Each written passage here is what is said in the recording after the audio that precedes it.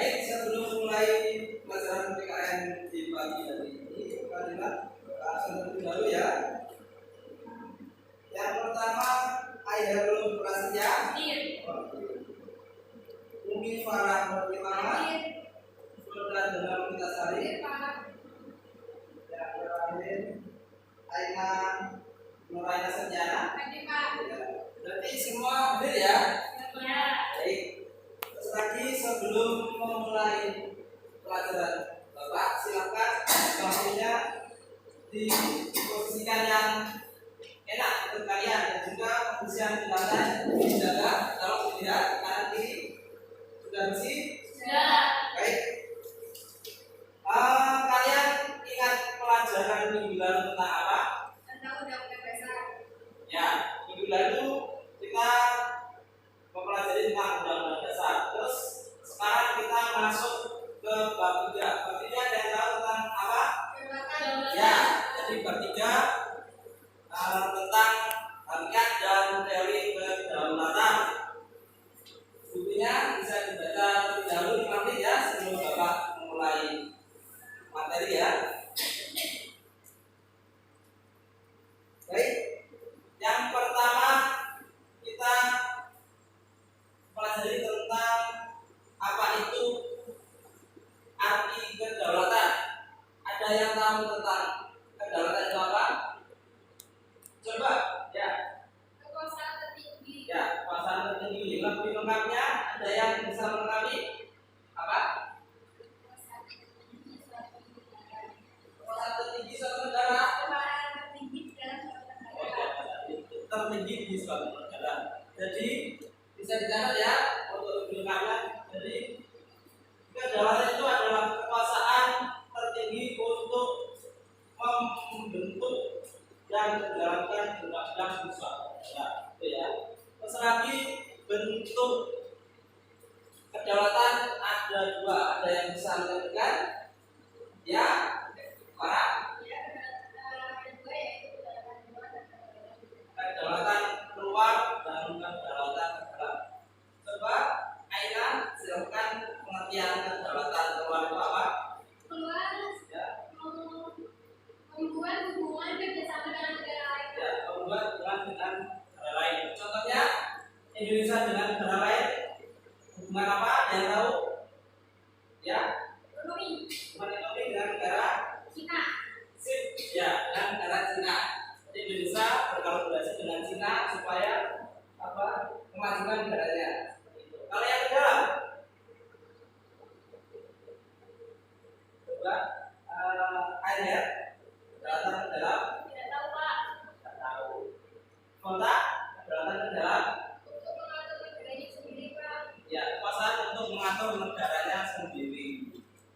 Baik, selanjutnya kita akan membahas tentang 4 sifat kedaulatan. 4 sifat kedaulatan, yang tahu apa saja? Tidak tahu Pak. Ada yang asli, permanen, tunggal, dan tidak terbatas. Yang tidak terbatas pengertiannya apa? Tidak tahu Pak. Salah satu bisa membacakan bukunya apa? Yang pengertian tidak terbatas itu.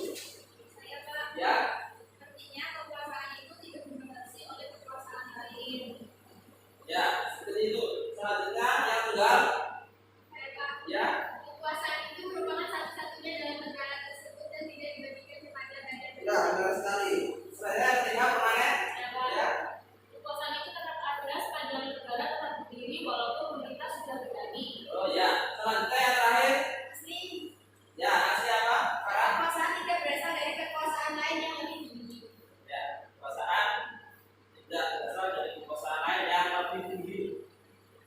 Selanjutnya 5 teori kedaulatan.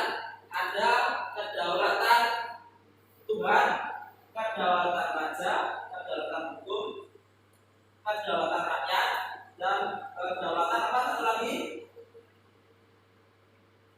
Ada hukum, negara, Tuhan, raja, dan rakyat. Baik, untuk teori kedaulatan raja itu contohnya di negara mana?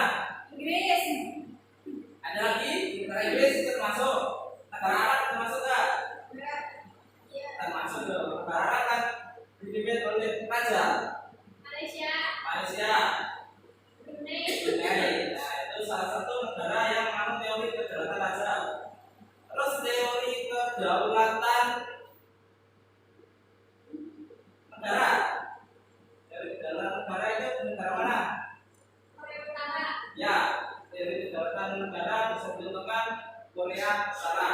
Terus kalau negara Indonesia sendiri, negara Indonesia ini mana teori kedaulatan apa? Rakyat, Pak. Teori kedaulatan rakyat. Jadi pembahasan dari ini berada di tangan rakyat. Rakyat memilih langsung pemimpinnya, memilih langsung presidennya melalui pemilihan umum. Terus lagi di negara Indonesia ini mana teori kedaulatan apa? Yang kedua, rakyat dan Tidak tahu, Pak. jadi negara Indonesia mana teori kedaulatan rakyat dan hukum, ya seperti itu. Baik, mungkin materi dari Bapak cukup itu saja. Selanjutnya Bapak akan memberikan LKPD untuk kalian. Mohon dikerjakan berkelompok ya. Jadi kalian bentuk dua kelompok yang kalian kendaki, yang kalian inginkan dengan kalian. Bentuk per kelompok berdua ya. Nah, baik, ini LKPD-nya. Silakan dikerjakan. Kalau sudah bisa katakan membacakan hasil kerjaannya di depan kelas ya. Baik, saya kira sudah 3 menit berlalu. Silakan kelompok yang mau membacakan presentasinya. Kelompok pertama, kelompok kedua dulu ya. Baik, silakan di depan kelas. Silakan.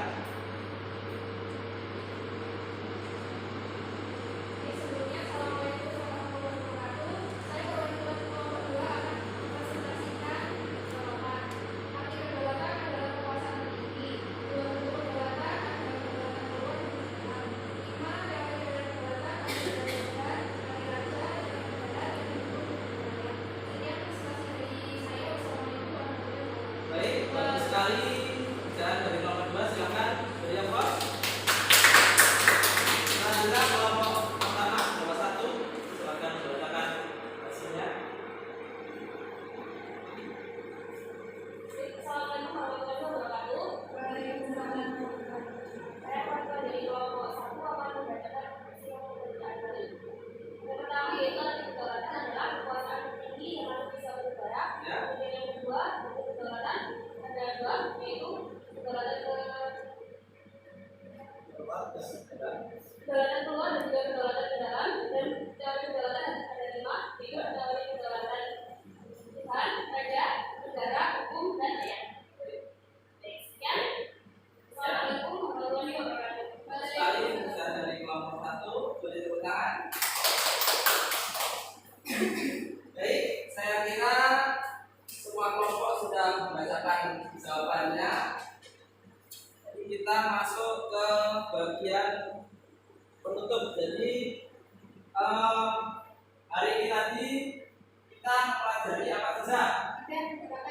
Yang pertama pengertian kedaulatan, yang kedua Untuk kedaulatan, bentuk kedaulatan, yang ketiga teori kedaulatan, teori kedaulatan.